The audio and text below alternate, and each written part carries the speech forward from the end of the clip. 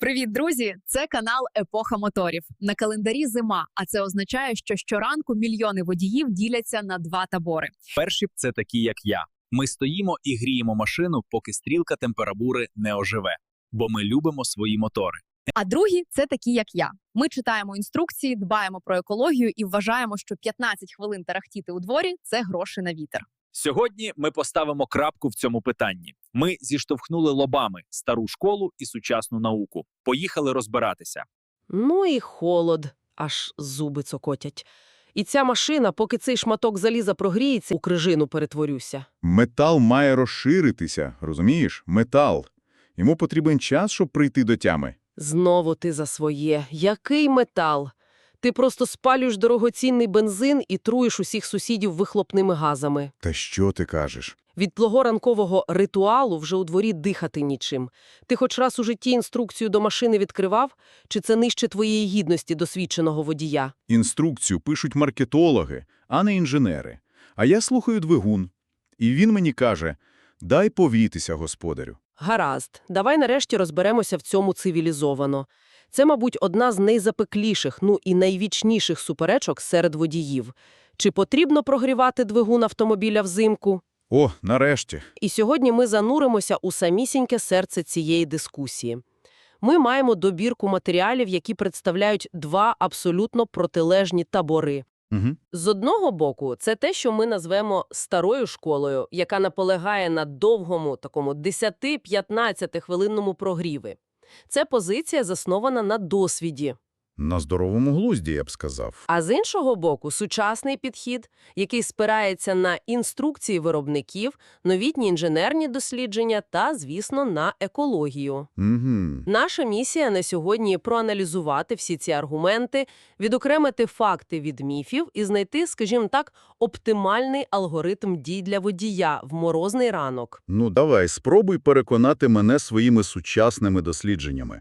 Я все життя за кермом і знаю, що кажу. Я не сумніваюся. Ти коли-небудь бачила холодне моторне мастило? Не на картинці, а вживу, при мінус 20. Воно густе, як замерзлий мед. Бачила. Поки воно не розігріється, поки не стане рідшим, воно просто не здатне дістатися до всіх вузлів двигуна. Масляний насос виє, намагаючись прокачати цю субстанцію, але марно. Угу. Ось це і є центральний аргумент старої школи, так? І в наших джерелах його описують як страх перед масляним голодуванням. Логіка проста і на перший погляд залізна. Немає змащення, є тертя. Є тертя, є катастрофічний знос. Саме так. Запуск і негайний рух – це гарантовані задери на поршнях та циліндрах. Це просто вбивство для двигуна. Але ж... Особливо для справжніх надійних машин, як мій улюблений Mercedes 124 чи BMW E39. У них інженери минулого закладали ресурс на мільйони кілометрів, але за умови правильної дбайливої експлуатації. Так. А сучасні поради «сів і поїхав» – це ж частина загального тренду на одноразові речі. Все розраховано на гарантійний термін. Звісно, виробнику вигідно, щоб двигун не пережив саму машину. Це дуже поширена думка, і наші джерела її частково пояснюють. Але справа, не стільки в змові, скільки у кардинальній зміні інженерної філософії. Та, що важливіше, технологій. А як же? Те, що було абсолютною правдою для мінеральних олив 30 років тому, сьогодні просто не працює для сучасної синтетики. Я чув усі ці маркетингові казки про чарівну синтетику.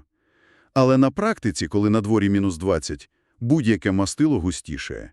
Я не вірю, що воно поводиться як вода. Але ж воно і не поводиться як мед. Чим конкретно на молекулярному рівні воно відрізняється від старої доброї мінералки в такий мороз? Дивись. Вся магія в її індексі в'язкості та базовій основі. Давай розпакуємо це. Давай. Візьмемо популярне мастило з маркуванням 0W20.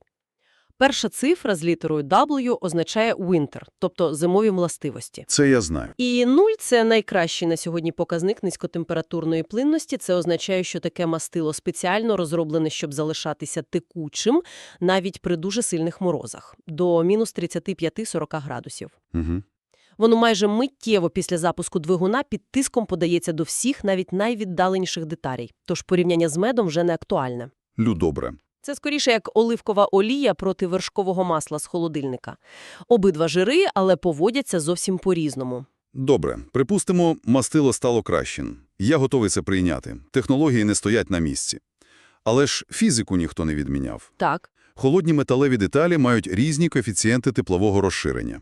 Зазори між поршнем і циліндром, між вкладишами і колінвалом – вони не оптимальні, завеликі. Розумію. Навантажувати такий механізм одразу, навіть з добрим мастилом – це все одно ризик. Деталі бовтаються, стукають, треба дати їм час нагрітися і вийти на розрахункові розміри. Це абсолютно вірний фізичний принцип. І саме тому ключовим словом у всіх сучасних рекомендаціях є плавний рух, а не негайний старт наповну. А ось як? Сучасні системи керування двигуном в холодному режимі автоматично адаптують подачу палива та кут запалювання, щоб мінімізувати ці навантаження. Але найголовніше, що доводять інженерні джерела. Двигун, працюючи під легким навантаженням, прогрівається рівномірніше і значно швидше, ніж на холостому ходу. Швидше. Так, це скорочує сам час роботи з неоптимальними зазорами. А от довге тарахтіння на місці лише продовжує цю небезпечну фазу. Чекай. Як це стояння на місці може бути шкідливішим? Двигун працює на мінімальних обертах 800-900 обертів на хвилину, без жодного навантаження. Так. Здавалося б, це найтеплішніші умови, які тільки можна уявити. А ось тут ми підходимо до найцікавішого парадоксу, який описують наші джерела. Ну? На холостому ходу, особливо в мороз, комп'ютер подає в циліндри дуже збагачену паливно-повітряну суміш. Вона просто не встигає повністю згоріти. І що? І що відбувається далі? Незгорілий бензин у вигляді крапель осідає на холодних стінках циліндрів і буквально змиває з них тонку масляну плівку. Тобто виходить те саме сухе тертя, якого я так боюся. Саме так. І навіть гірше. Цей бензин через поршньові кільця потрапляє в картер, змішується з моторним мастилом і суттєво погіршує його змащувальні властивості, розріджуючи його. От тобі на. Тобто, чим довше машина стоїть і тарахкотить на місці, тим гіршим за якістю стає її мастило. Ти намагаєшся захистити двигун, а по суті повільно псуєш його кров. Гаразд. Я припускаю, що змивання плівки паливом має сенс. Це логічно. Але ж це теоретичні викладки. А я бачив двигуни, які все життя гріли по 15 хвилин, і вони пройшли 500 000 кілометрів. Так. І бачив сучасні, які вмирали на 100 тисячах при підході «сів і поїхав». Як ваші джерела це пояснюють? Можливо, є інші фактори? Безумовно є. І якість пального, і своєчасна заміна мастила, і стиль водіння. Але інженерні тести показують, що найбільший знос двигун отримує саме в холодному режимі.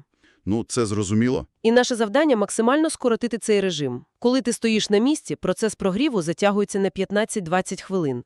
Двигун весь цей час працює в несприятливих умовах. Угу. А коли ти починаєш плавно їхати, він набагато швидше виходить на робочу температуру за 5-7 хвилин. Період холодного зносу скорочується втричі. Втричі. І це ще ми не торкнулися екологічного та економічного аспектів.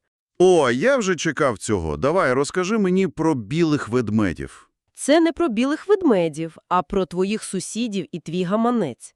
10-15 хвилин роботи на холостому ходу щодня – це сотні літрів спаленого за зиму пального. Ну, не сотні, але... Це гроші, буквально викинуті у вихлопну трубу. І, до речі, про трубу. Каталітичний нейтралізатор, який має очищувати вихлопні гази, Так. починає ефективно працювати лише після прогріву до 300-400 градусів Цельсія. А на холостих обертах він залишається холодним.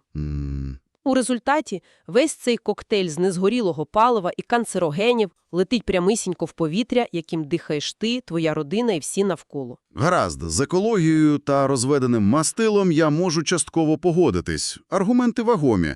Ідея про те, що під легким навантаженням двигун прогрівається швидше і рівномірніше, теж звучить логічно. Так. Добре. Я готовий це прийняти. Сучасне мастило достатньо текуче. Негайно починати рух, але плавно. Це, можливо, краще, ніж стояти на місці.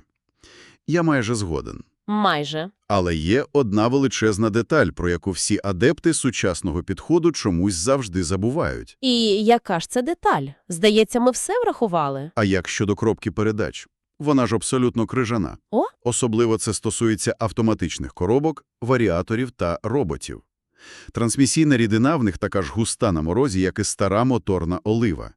І на відміну від двигуна, вона взагалі не гріється, коли машина стоїть на місці. Чекай, тобто? Коли селектор у положенні паркінг або нейтраль, рідина в коробці практично не циркулює. Ти можеш хоч годину гріти двигун, він буде гарячим, а коробка передач шматком льоду. Так.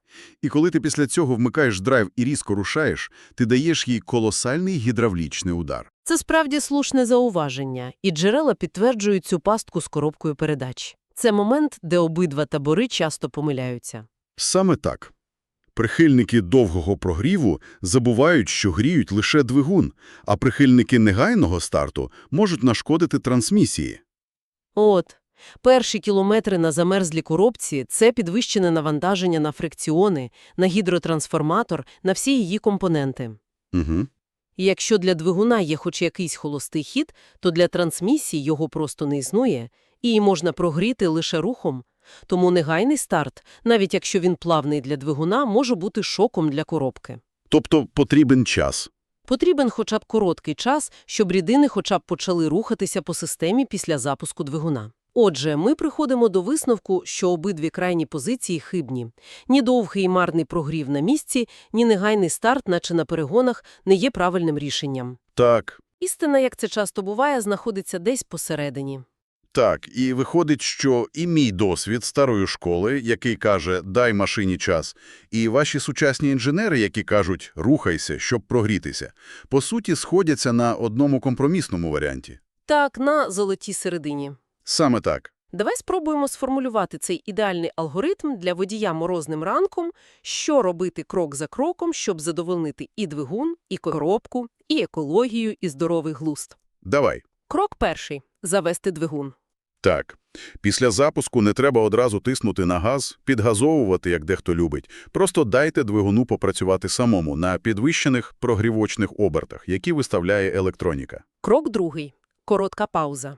І тут ключове слово – коротка. Так, дуже коротка. Більшість джерел вказують на проміжок від 30 секунд до 2 хвилин, не більше. Цього часу абсолютно достатньо, щоб тиск мастила в системі стабілізувався. І щоб олива гарантовано дійшла до найвіддаленіших куточків двигуна, так. І для трансмісійної рідини це дасть можливість почати хоч якийсь мінімальний рух всередині коробки. І за ці 1-2 хвилини не треба просто сидіти і чекати. Абсолютно. Це ідеальний час, щоб зробити щось корисне. Змахнути сніг з машини, почистити дзеркала та вікна, пристебнути пасок безпеки, налаштувати радіо. Поки ти це робиш, машина якраз і пройде цю мінімальну підготовку. Саме так. Абсолютно вірно. І крок третій, найважливіший – плавний рух. Це ключовий момент, на якому сходяться всі. Угу. Починати Їхати потрібно повільно, без різких прискорень, гальмувань та високих обертів. Більшість інструкцій радять не перевищувати 2000–2500 обертів на хвилину. Так, доки стрілка температури охолоджуючої рідини не підніметься до робочої зони. І це важливо не тільки для двигуна, а й для цієї самої холодної коробки передач. 100%. Плавний рух з плавним перемиканням передач на низьких обертах дозволить їй прогрітися поступово, рівномірно, без будь-яких шокових навантажень. По суті, перші 5-10 хвилин поїздки треба їхати в пенсіонерському стилі. І, звісно, є ще один аспект, який стоїть над усіма цими технічними суперечками. Це елементарна безпека. Отак. Від стану двигуна чи коробки не можна починати рух, доки лобове скло, бічні вікна та дзеркала повністю не розмерзнуться. Це навіть не обговорюється. І не забезпечить 100% огляд. Їхати як в танку, дивлячись у маленьку протерту дірочку, це просто самогубство. 100%. Спочатку огляд, потім рух. Тут не може бути жодних компромісів. Краще постояти зайві 5 хвилин і дочекатися, поки обдув спорається з льодом, ніж потрапити в аварію через 100 метрів. Отже, що ми маємо в сухому залишку? Давай підсумуємо. Давай. По-перше, не варто гріти машину по 15 хвилин, стоячи на місці. Це шкідливо для двигуна, бо розріджує мастило бензином, це марнує пальне і безглуздо забруднює повітря. По-друге, зриватися з місця одразу після запуску, наче на перегонах, теж не можна. Це створює величезне навантаження на холодні деталі двигуна з неоптимальними зазорами і, що особливо важливо, на замерзлу коробку передач. І по-третє, золота середина – це ідеальне рішення. Так. Завели двигун, дали йому хвилину-дві на стабілізацію систем, поки чистити сніг, а потім почали плавний, спокійний рух на низьких обертах. Це найшвидший, найефективніший і найбезпечніший спосіб прогріти весь автомобіль до робочої температури. Саме так. Цей підхід враховує і сучасні технології, і фізику, і трансмісію, і здоровий глузд. Здається, ми знайшли консенсус. Здається, так. Так, ми детально обговорили двигун і трансмісію, здається, розставили всі крапки над «і», але ж автомобіль – це набагато складніша система. Отак. І це підводить нас до фінальної думки для наших слухачів. Задумайтесь на мить. Як сильний мороз впливає на інші його компоненти в перші хвилини поїздки? Угу. Наприклад, на амортизатори, рідина в яких загусла, і вони стали абсолютно дубовими, передаючи кожен камінчик на кузов, або на гальмівну рідину. Чи на всі незлічені гумові сайленд-блоки та пильовики в підвісці, які втратили еластичність і стали крихкими? Так. Чи не вимагає їхній стан ще більшої обережності та плавності на початку руху, навіть коли стрілка температури двигуна вже показує норму?